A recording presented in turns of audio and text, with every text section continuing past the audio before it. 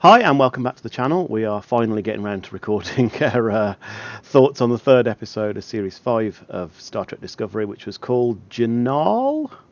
No, yeah, episode Yeah, 3. yeah. So the setup for this one is that they are going to speak to a symbiont that was alive 800 or so years ago when all of this stuff with the progenitors was first kicking off, and they think that they may have the next part of the clue that's gonna, or the next lead to the part of the clue that they need. Um, and it being the planet Trill, they're hoping that person may still be somehow alive as a symbiote in a new Yeah, host. yeah, Yeah. So yeah. So we had Rayner finally getting introduced to the crew. yes, I did enjoy Yeah. Again, throughout the episode. again, his scenes were easily the highlight again for this one. Um, and yeah, his bits with Tilly again were pretty good. Um, what else did we have? We had the return of Raptor Gino. Yes, we did. Yeah, we got a Quarks bar of sorts on the ship as well Yep. Yes, from yes, we both did. Fenger. Yep, yep, we did. Obviously, we got Trill. Hmm. We got the return of Gray, Yes, we did. um, and quite a few like sort of intimate stories picked up, didn't they, through various bits and pieces. Obviously, we got Saru and Tarina with their Hmm. political and personal careers, sort of, quite early on in the episode, isn't it, where they're talking about they attend a meeting for ambassadors, I think it's all ambassadors or Yeah, presidents or leaders of worlds, and they're discussing this. I can't remember what they're discussing now. Something to do with the, I want to say the Breen threat or yeah. It was something. the Well, Breen. some threat. And they have a vote, don't they, on what Saru's plan is, Hmm. and she agrees with him, and then he's sort of pulled to one side and sort of chastised slightly by her aide, Yeah, as to say she'll never say this to your face, but yeah. you I mean, know, slightly jumping ahead with that. Did you think I was a bit disappointed with this plot because I thought it was going to go somewhere a bit more? He was just essentially taken to one side by the aide and given some political advice, which he takes, which then his fiance rebuffs and he's like, "I know what I'm doing. You don't need to do. You don't need to look out for me like that." And he just apologises and that's it, done and dusted. I found that really underwhelming, personally. I don't know about you. I do, but I suppose if it had gone off on a tangent for the whole episode, I suppose you take away from Mm, the main plot. I think they were just trying to give Cerise something to do that episode. I'm pretty sure he'll have more to do as the season goes on in his role, and it will become a bit more. But yeah, I think they just thought we'll give him an introduction this episode, and that sort of yeah. struggle. I mean, I guess I just hope that it would be this new character, her aide, would be more of an antagonistic element. Maybe they're building up to it. I don't know. I Um, think it was Romulan. yeah, yeah, exactly. That'd be good. Potentially, I'd have enjoyed the episode more if it had focused on that. If that was the direction it had gone, but it was not. The episode's focus was pretty primarily on Trill, Yeah, which for the most part was a game of two halves. They didn't devote as much time as I expected to Gray and Adira. no, When the episode started, I thought that was going to be the focus of the whole thing. no. I mean, it was, I took their story obviously to jump ahead of it again. Hmm. I did take their story of sort of just sort of giving Gray a final sort of goodbye in their sort of arc, as it were. The Gray and Adira stuff didn't really do anything for me. I felt like it was just rehashing the same stuff that we've had for the last two seasons with them. Essentially, I'm not particularly a fan of the two actors' performances in this. I thought it was pretty much weak. I find Gray very one note. I was hoping, I think I said last week, I was hoping they'd do a bit more with him. They didn't. It was his just usual kind of cloying, kind of, oh well, that's just his attitude and everything. Oh well, it'll be fine. That's all he does in everything. They just, oh god, I just wish they'd do something else with him. But yeah, that Yeah, I it's a shame zoned out. because with Adira, their Hmm. scenes, when they've got scenes with like Tilly or somebody else or Stamets or anyone, they Yeah, really do, show off their sort of acting style yeah. and sort of quite quirky little acting, fun way of doing things. But like you say, when the two of them are together, they just don't seem to. The chemistry's not there, I don't think, No, I don't think it's unfortunately. there. I really, really don't think it's there. I'm puzzled as to why.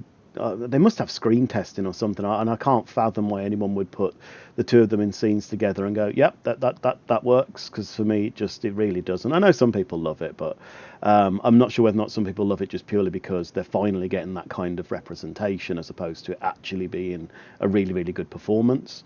So I get why they would appreciate it being there, but I don't think it's necessarily acted the best. Yeah, and that's the thing. It's I'm all for representation, but like I say, the right, actor's got to be in the role. Yeah, And like I say, I think unfortunately, on this occasion, for Grey, I just don't think I've cast yeah. that well.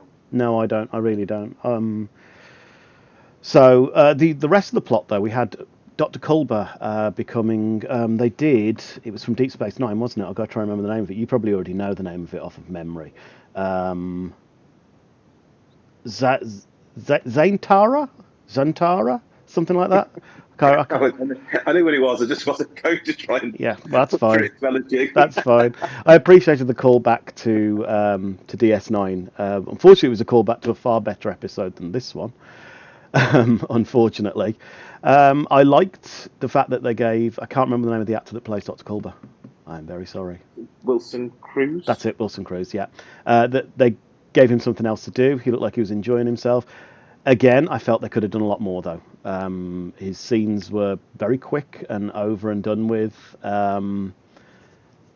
Yeah, at times you thought you wondered whether or not he was going to be the antagonist of the episode or not. Would have been interesting if they'd gone that way. He acted it brilliantly. Oh yeah, he was great.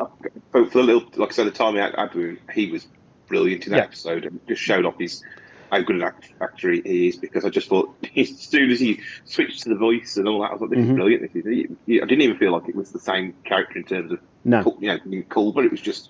Again, if that had been the focus of the episode, I'd have liked this episode a lot more. I feel, particularly since initially when the character was going on about, I've not done this for ages, I've not done this for years, I've not, I thought there was going to be a plot line of they're not going to want to give the body back, kind of plot line, which I would have found probably more interesting than where it went, because we'll get to where it went as we go on.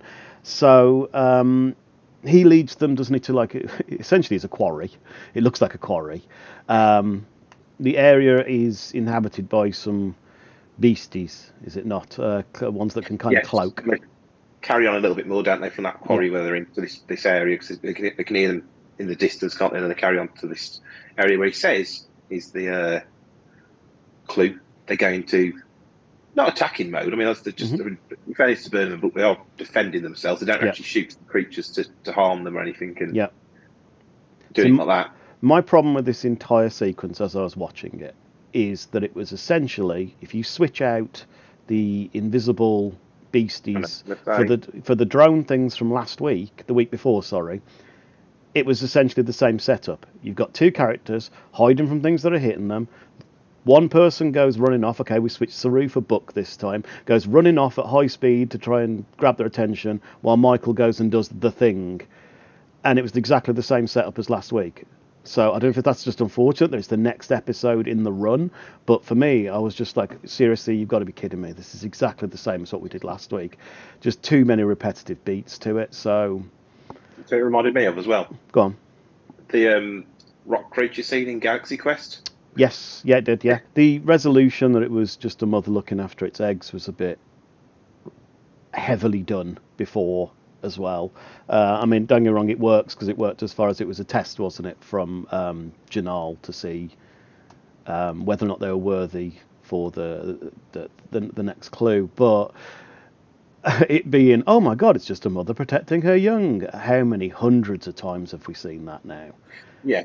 So, I probably could have thought of another ways. I mean, I get why for the story purpose, why they did it. I mean, like he was trying to say, will you destroy life or will you actually? Yep, that part I get. Yeah. Yeah, and ethics-wise, it's a nice story. But like you say, the mother and eggs or children or protecting the young has been, like you say, across all media done to death. But I was going to say, I've seen so much of this episode before. Some of it last week, which doesn't help.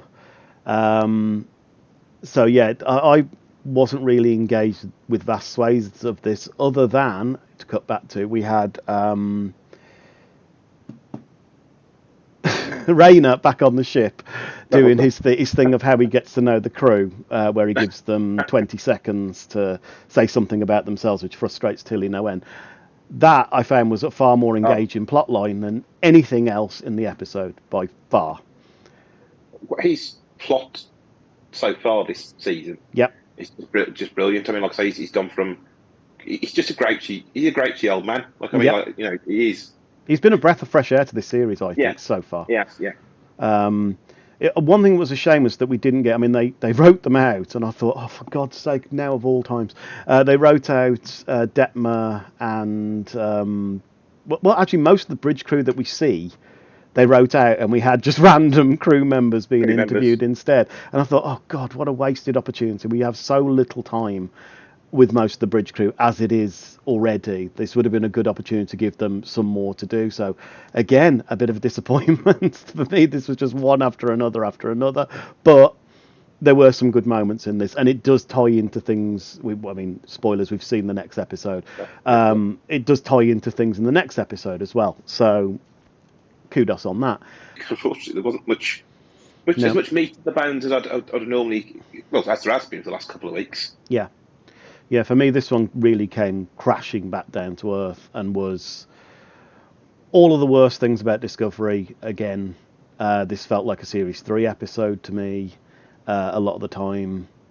Really didn't engage me at all. I did enjoy, we had a scene with Rayner and Jet Reno, which was good. Two pessimists together, I thought was kind of fun, because they're both quite grouchy and matter of fact, aren't they?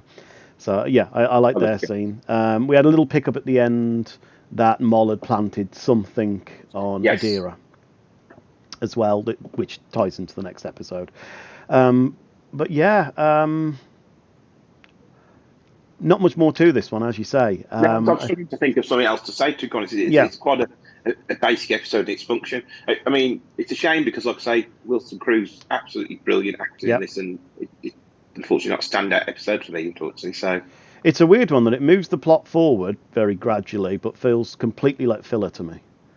It felt completely disposable, other than, okay, they find a bit of the clue, but every other aspect of this was completely disposable to me. And to answer your question that you ask most of the time, would I want to watch this one again?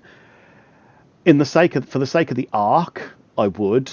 Would I choose to pick this one to watch? I wouldn't, in all honesty. So, yeah, I'm flying fast and hard with the negatives to this one, I'm afraid.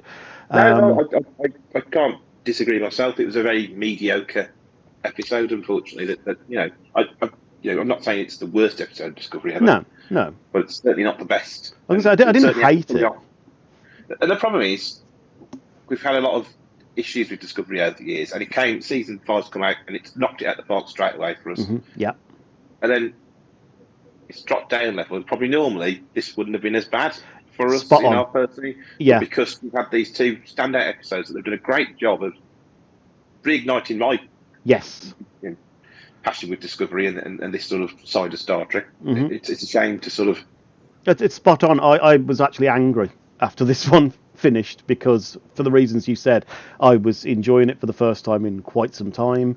I was looking forward to each week's episodes, and then this one came through, and I was not back to square one, but back to being extremely apprehensive about the next episode, not really caring about the next episode.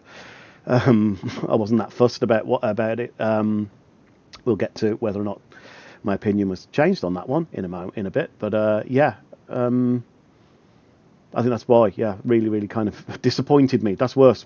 That's why it made me annoyed. I'm very, very disappointed. Yeah. So, yeah, is there anything else you want to say before we get to our ratings in lights, 5 not 4? No, I'm struggling to find something, to be quite honest. Like I say, this week, unfortunately, it's... I was going to say, I think my summing up's going to be quite quick, because I've already said I feel everything that I need to, which is far too derivative, and it unfortunately was derivative of last week's episode, which is even worse.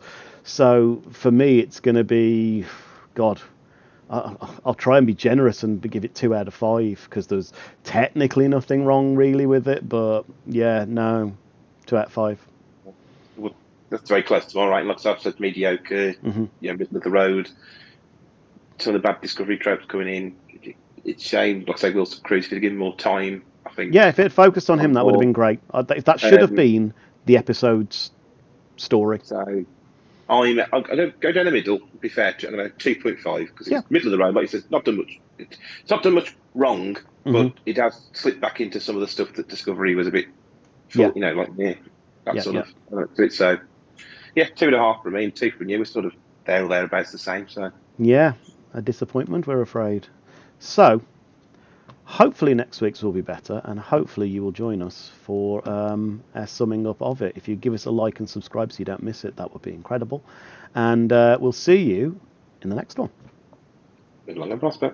Bye.